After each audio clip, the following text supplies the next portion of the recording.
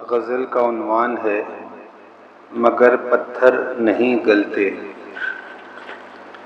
न जाने कब से बैठी हूँ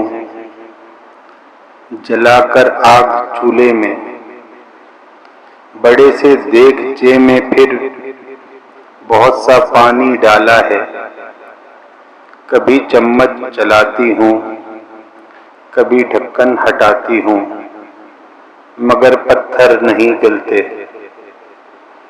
मेरे सब बच्चे भूखे हैं, मुझे भी भूख खाती है।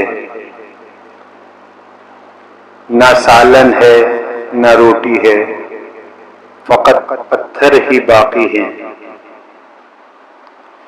पकाने का सलीका है, बहुत आसान तरीका है, मगर पत्थर नहीं गलते।